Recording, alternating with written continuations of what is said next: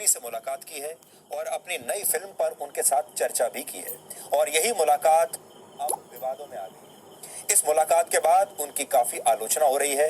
आमिर खान देश के बड़े कलाकार हैं और आप सब लोग आमिर खान की फिल्में अपनी गाड़ी कमाई का पैसा खर्च करके देखने के लिए जाते हैं थिएटर्स में या घर में। आप सब लोगों ने यानी भारत के लोगों ने आमिर खान को इतना बड़ा स्टार बनाया है कि आज टर्की के राष्ट्रपति उन्हें अपने घर इनवाइट करते हैं। ये सब इस देश के लोगों की वजह से है। टर्की के राष्ट्रपति और उनकी पत्नी अगर उन्हें अपने घर पर बुलाते हैं चाय पीने के लिए, उनके साथ बातें करते हैं, उन्हें बहुत बड़ा सम्मान देते हैं, कलाकार मानते हैं उन्हें बहुत बड़ा, ये क्यों है? ये इसलिए है क्योंकि सबसे पहले ये सम्मान आमिर खान को इस देश के लोगों ने, उनके अपने देश यानी भारत के लोगों ने उन्हें इतना सम्मान दिया है, उन्हें इतना बड़ा कलाकार बनाया है कि आज वो इस काबिल हो पाए कि टर्की के राष्ट्रपति के घर में उनकी एंट्री हो सके। लेकिन आज उनकी आलोचना जो हो रही है वो काफी हद तक सही भी है, क्योंकि खुद आमिर खान कुछ वर्ष पहले भारत की असहनशीलता की बात करते थे और ये कहते थे कि उन्हें और उनके परिवार को भारत के माहौल से डर लगता है।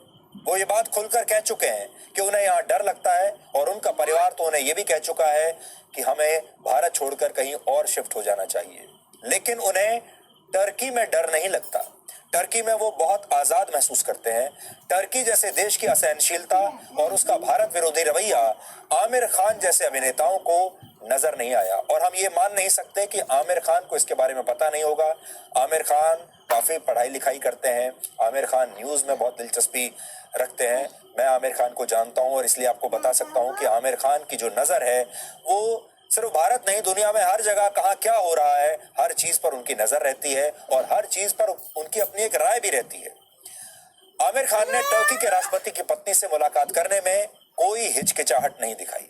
वैसे तो कोई भी सेलिब्रिटी, कोई भी कलाकार, एक्टर किसी से भी मिल सकता है, इसकी पूरी छूट है और आमिर खान जैसे अभिनेता किसी के हिसाब से चलने के लिए बाध्य भी नहीं है। हम ये नहीं कह रहे कि वो अपनी कोई भी मुलाकात से पहले हमसे पूछेंगे या किसी की इजाजत लेंगे, इसकी कोई जरूरत नहीं है। लेकिन उन्हें यह भी देखना होगा कि सार्वजनिक जीवन में कहीं उनके दोहरे मापदंड दुनिया को साफ साफ दिखाई तो नहीं दे रहे हैं, क्योंकि यही आमिर खान कहते थे कि भारत बहुत असहनशील हो गया है और यही आमिर खान अब टर्की जैसे देश की असहनशीलता को पूरी तरह भुलाकर वहां के राष्ट्रपति की पत्नी के साथ मुलाकात कर रहे हैं, चाय पी रहे हैं। जबकि ये दुनिया जानती है कि कैसे टर्की में वहां के राष्ट्रपति रेचेप तैयप अर्दोआन की तानाशाही खुलकर चल रही है और जिस तानाशाही ने टर्की को एक सेक्युलर देश से कट्टर इस्लामिक और असहनशील देश बना दिया है।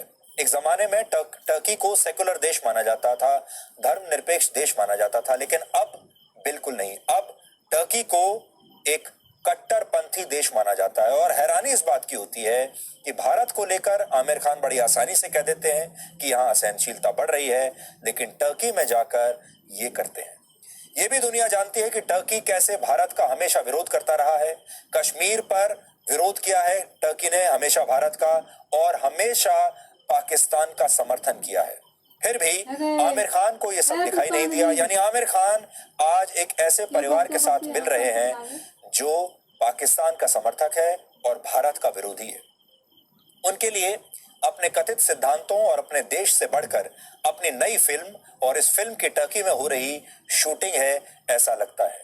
इसलिए वो टर्की के राष्ट्रपति के परिवार से मुलाकात करके उन्हें शायद एक तरह से खुश करने में लगे हुए हैं, क्योंकि उनकी फिल्म की शूटिंग वहां पर चल रही है और टर्की ने हो सकता है उनके लिए बहुत सारी सुविधाएं भी उपलब्ध कराई होंगी। इसलिए अब भारत के लोग ये सवाल उठा रहे हैं और ये पूछ रहे हैं कि अब आमिर खान को असहनशीलता याद क्यों नहीं आ रही। आज से 5 वर्ष पहले वर्ष 2015 में आमिर खान ने भारत की असहनशीलता पर एक बहुत बड़ा बयान दिया था। उस समय इस बयान को सब जगह रिपोर्ट किया गया था, लोग हैरान हो गए थे। ये हम उन्हें आज फिर से याद दिलाना चाहते हैं। तब उन्होंने यहां तक कह दिया था कि भारत के माहौल में उनका परिवार देश छोड़कर जाने के बारे में भी विचार कर रहा था। 2015 में एक पुरस्कार समारोह था, वहां आमिर खान ने क्या कहा था, पहले आपको ये सुनना चाहिए। Creative fraternity was protesting because of the growing discomfort that they felt, or the growing atmosphere of intolerance that they felt around them, a growing sense of insecurity and disappointment with that. And as a result, that was their way of showing that they are not happy with the situation. As an individual myself, as a part of this country, as a citizen, we read in the papers what's happening, we see on news what's happening, and certainly I have also been alarmed. I can't deny that I have been alarmed by a number of incidents.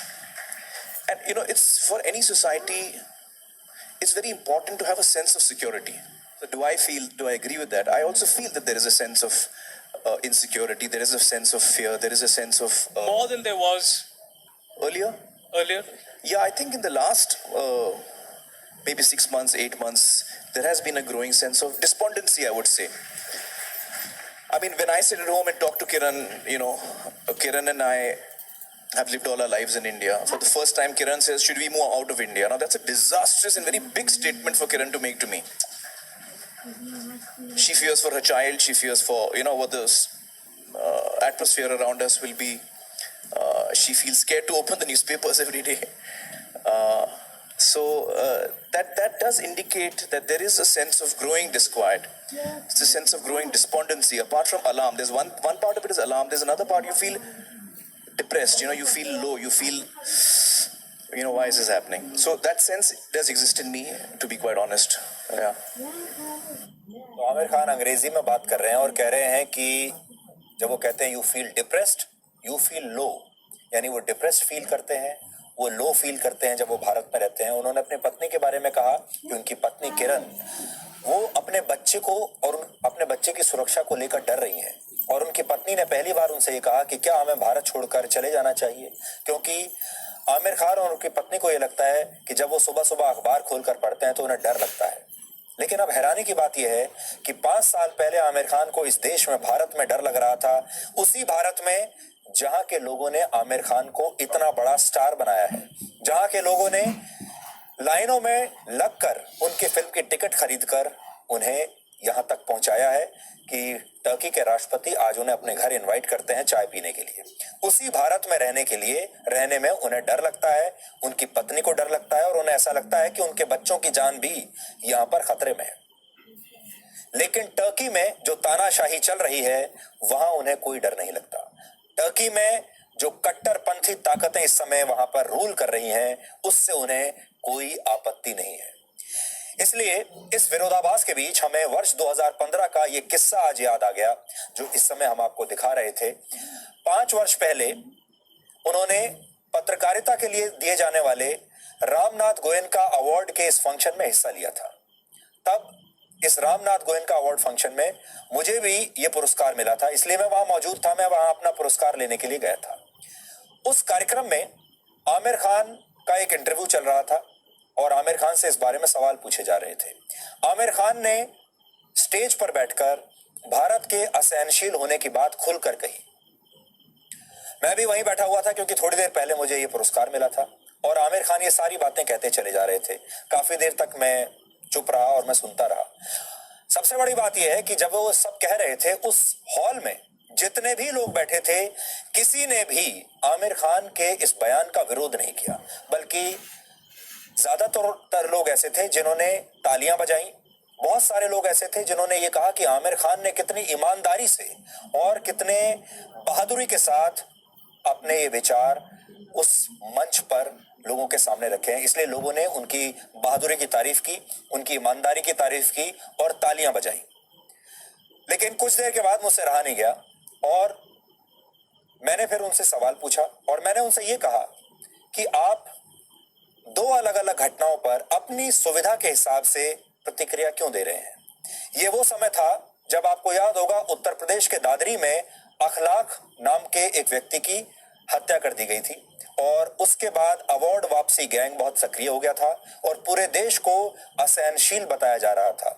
और दूसरी तरफ जब उसी समय जम्मू कश्मीर में सेना के जवान शहीद हो रहे थे, क्योंकि बॉर्डर के पार से, LOC के पार से पाकिस्तानी आतंकवादी हमारे देश में घुस रहे थे, उस पर कोई बात नहीं कर रहा था। जब आतंकवादी हमारे देश में घुसकर लोगों को मार रहे हैं, यहां तक कि आतंकवादी मुंबई में भी पहुंच गए थे, वहां भी उन्होंने लोगों को मारा, लेकिन तब आमिर खान को डर नहीं लगा था। और मैंने आमिर खान से यही पूछा कि आखिर इस तरह के दोहरे मापदंड वो क्यों अपना रहे हैं। हमने हाल में दो बड़े इंसिडेंट्स देखे, एक दादरी और एक जम्मू कश्मीर में हाल ही में कर्नल संतोष महादिक, वो शहीद हुए थे। कर्नल संतोष महादिक को एक आतंकवादी ने मारा अभी पिछले हफ्ते, और दादरी का जो घटना थी वो हम सब जानते ही हैं। Both are act of violence.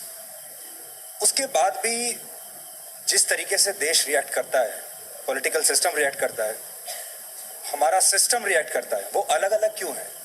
अगर असहनशीलता की बात करनी है तो दादरी में हम देखते हैं असहनशीलता पर बहस छिड़ जाती है और लोग अपने अवार्ड्स वापस करते हैं। लेकिन एक और जो आर्मी का अफसर है, कर्नल है, जब वो मारा जाता है तो बहुत सारे पॉलिटिशियंस यहाँ बैठे हैं, दादरी में तकरीबन सभी लोग पहुंचे थे, लेकिन कर्नल महादिक के घर पर सातारा में सिर्फ एक रक्षा मंत्री पहुंचे थे, बाकी कोई नहीं पहुंचा। So why do we have this double standard?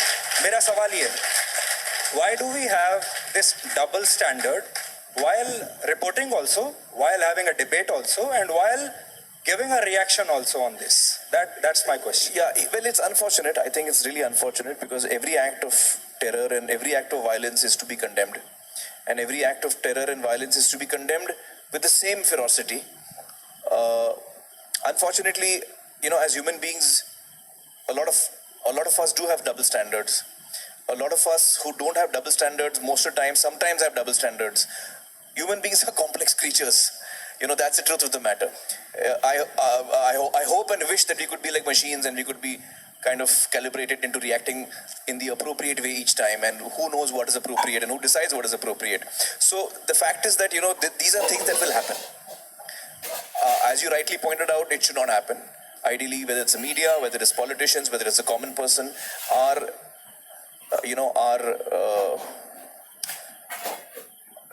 reaction to violence should be identical, whether it's one community doing it or another community doing it in any way. And by and large, it is. I think by and large, most people are against violence of any kind, no matter who is behind it. I think by and large, that is the case. Yeah. Aamir Khan का हम भी बहुत सम्मान करते हैं, उनकी acting पूरे देश को अच्छी लगती है, वो अच्छी फिल्में बनाते हैं, लेकिन अपने ही देश में आमिर खान को तब डर लगता था जो देश सच्चे अर्थ में धर्मनिरपेक्ष है, लोकतांत्रिक देश है, जहां कलाकार को किसी जाति या धर्म के चश्मे से नहीं देखा जाता, जहां हिंदू बहुसंख्यक समाज में भी एक मुस्लिम होने की वजह से किसी कलाकार के काम, उसकी निजी जिंदगी और उसके करियर में आगे बढ़ने की संभावनाओं पर कोई असर नहीं पड़ता।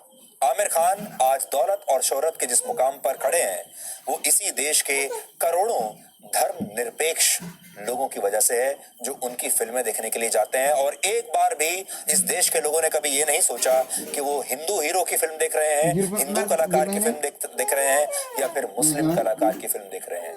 और आपको ये भी याद होगा कि एक जमाना हमारे देश में ऐसा था 1940 में, 1950 में, जब इसी हिंदी फिल्म इंडस्ट्री में जो मुस्लिम कलाकार आते थे उन्हें अपना नाम बदलना पड़ जाता था और वो मुस्लिम कलाकार हिंदू नाम रखते थे, इस डर की वजह से कि शायद जो हिंदू व्यूअर है या जो दर्शक हैं वो उन्हें ज्यादा स्वीकार करेंगे। सबसे बड़ा उदाहरण दिलीप कुमार का है। दिलीप कुमार ने अपना मुस्लिम नाम छोड़कर हिंदू नाम क्यों अपनाया, यूसुफ खान से दिलीप कुमार क्यों हुए, इससे आपको समझ में आ जाएगा। लेकिन आज किसी भी मुस्लिम कलाकार को ये करने की जरूरत नहीं है, आज उसे अपना नाम बदलने की जरूरत नहीं है। ये कितनी बड़ी बात है। फिर भी आमिर खान के लिए भारत नहीं, वो टर्की ही सहनशील है, जहां मुस्लिम कट्टरपंथ को बढ़ावा दे रहे राष्ट्रपति अर्दोआन की दुनिया भर में आलोचना हो रही है। और इसका सबसे बड़ा उदाहरण हाया सोफिया है। ये टर्की का शहर इस्तांबुल में एक बहुत मशहूर और प्राचीन म्यूजियम था, जिसे अर्दोआन के राज में कुछ हफ्ते पहले ही एक मस्जिद में बदल दिया गया। इसकी दुनिया भर में बहुत आलोचना हुई थी। किसी जमाने में सेकुलर देश रहे टर्की का अर्दोआन ने इस तरह से इस्लामीकरण कर दिया है कि यह देश यूरोप और अमेरिका का साथ छोड़कर अब पाकिस्तान जैसे आतंकवादी देश के साथ खड़ा हुआ नजर आता है। अर्दोआन दुनिया भर के मुसलमानों को एकजुट करने की बात करके एक नया राज स्थापित करना चाहते हैं और खुद को मुस्लिम दुनिया का सबसे बड़ा नेता साबित करना चाहते हैं। और आमिर खान उनके घर जाकर उनकी पत्नी के साथ मुलाकात करते हैं। इसलिए आमिर खान से ये सवाल है कि वो टर्की जैसे कट्टर इस्लामिक देश के प्रति अपनी पसंद जाहिर करके भारत में अपने करोड़ों फैंस को आखिर क्या संदेश देना चाहते हैं, क्योंकि इससे एक बात साफ तौर पर दिख रही है कि हमारे यहाँ इस तरह के कलाकारों को भारत तो धर्मनिरपेक्ष चाहिए, वो चाहते हैं कि भारत देश जो है समाज बिल्कुल धर्मनिरपेक्ष रहे, लेकिन ऐसे कलाकारों को टर्की जैसे देशों की कट्टर इस्लामिक छवि अच्छी लगती है, उससे उन्हें कोई आपत्ति नहीं। लोग अब ये भी सवाल कर रहे हैं कि आमिर खान जैसे अभिनेता इजराइल के नेताओं का बॉयकॉट करते हैं, लेकिन टर्की जैसे इस्लामिक देश के राष्ट्रपति की पत्नी से मिलने में उन्हें कोई परेशानी नहीं। आपको याद होगा वर्ष 2018 में जब इजराइल के प्रधानमंत्री बेंजामिन नेतन्याहू भारत के दौरे पर आए थे और मुंबई में उनका एक कार्यक्रम था, उस कार्यक्रम में आमिर खान, सलमान खान और शाहरुख खान नहीं गए थे। कोई भी व्यक्ति देश से बड़ा नहीं होता, फिर चाहे वो फिल्मी कलाकार हो या फिर कोई हो। दुनिया में ऐसे बहुत देश हैं जहां आमिर खान अपनी फिल्म की शूटिंग कर सकते थे, लेकिन उन्होंने टर्की को चुना, जबकि टर्की का भारत विरोधी चरित्र सब जानते हैं। टर्की उन गिने चुने देशों में है जो अक्सर भारत विरोधी बातें करता है। टर्की के इसी भारत विरोधी रवैये की वजह से वो उन देशों में शामिल है जहां जाने के लिए भारत ने अपने नागरिकों को ट्रैवल एडवाइजरी जारी की थी और ये सलाह दी थी कि वो वहां ना जाएं। इस साल फरवरी में जब दिल्ली में दंगे हुए थे तो टर्की के राष्ट्रपति ने भारत को एक ऐसा देश बताया था जहां बड़े पैमाने पर मुसलमानों का नरसंहार होता है। ये टर्की की राय है भारत के बारे में। और टर्की ने यह भी कहा था कि भारत विश्व शांति के लिए खतरा है। फरवरी में भी अर्दोआन ने पाकिस्तान का दौरा किया था और भारत पर कश्मीरियों को प्रताड़ित करने का आरोप लगाया था। कश्मीर के मामले में टर्की हमेशा पाकिस्तान का समर्थन करता रहा है और उसके भारत विरोधी दुष्प्रचार को बढ़ावा देता है। पाकिस्तान की आतंकवादी गतिविधियों का भी दुनिया के हर मंच पर टर्की हर बार बचाव करता आया है और हमारे देश के जो सुपरस्टार हैं वो टर्की में जाकर टर्की में शूटिंग भी करते हैं और टर्की के शाही खानदान से भी मिलते हैं। जिन लोगों को भारत में डर लगता है और उन्हें हम चीन से आई आज एक तस्वीर दिखाना चाहते हैं। चीन के शिनजियांग प्रांत में एक मस्जिद की जगह पर पब्लिक टॉयलेट यानी एक सार्वजनिक शौचालय बना दिया गया है। इसलिए आज दुनिया भर में इस तरह के लोगों से हमारा ये सवाल है, इस्लामिक दुनिया के बड़े बड़े नेताओं से हमारा ये सवाल है, आमिर खान जैसे अभिनेताओं से हमारा ये सवाल है कि क्या इस्लाम के सारे रहनुमा चीन की भी आलोचना करेंगे इस बारे में कि उसने मस्जिद को हटाकर वहां पर पब्लिक टॉयलेट बना दिया? क्या आमिर खान इस पर सवाल उठाएंगे?